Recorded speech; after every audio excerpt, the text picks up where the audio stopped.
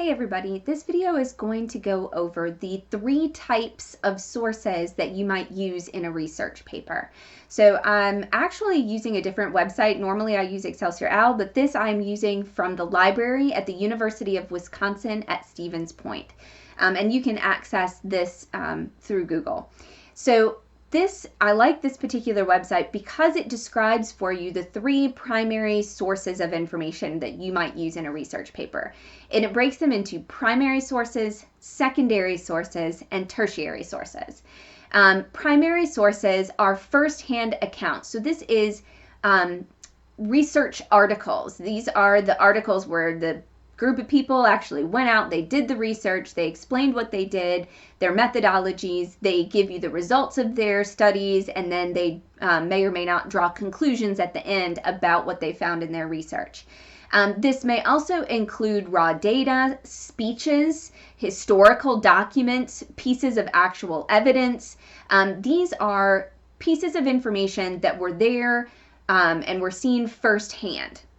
This would include like your scholarly research articles and original creations, basically. Secondary sources analyze, synthesize, evaluate, and interpret primary sources. So there is a wealth there are a lot of secondary sources that you will find generally using Google. The CDC is great for that. You might find an article on the CDC and say, hey, I want to use this article, but when you actually reading what they are presenting to you, they are giving you other people's research. So the CDC's website would be considered a secondary source because they are analyzing the research results from somebody else's work. The somebody else's work would be the primary source.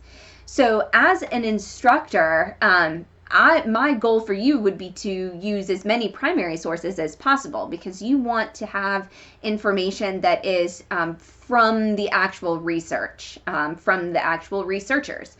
The secondary sources are okay, but these are not people who were there. These are the people who have aggregated the data for you. They're presenting somebody else's research. And then tertiary sources are like broad overviews. So these are your encyclopedias, the Britannica Online.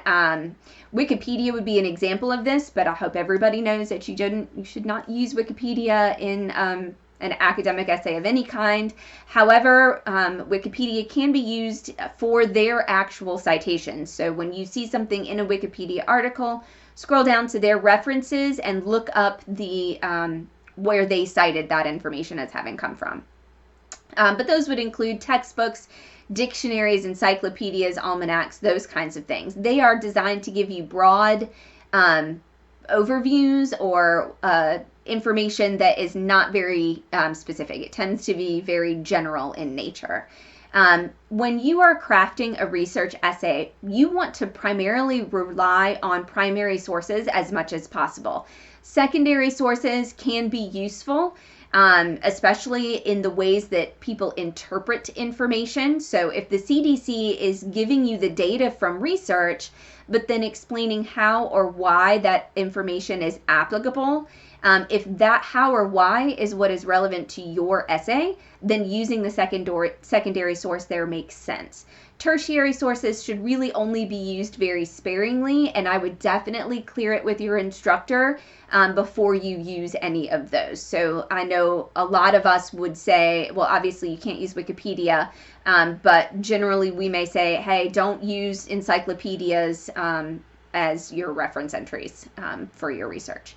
So when in doubt, always try to go to the primary source. When you are evaluating and trying to use an article, if the article is citing, it's giving you links to the research, go use the research because that's your primary source and that's better for you to use anyway. So when you're looking at your research paper, making sure that you are trying to use as many primary sources as possible and relying less heavily on secondary or tertiary sources. I hope this helps as you are choosing your sources to use in your essay writing process. Good luck on your assignment and have a great day.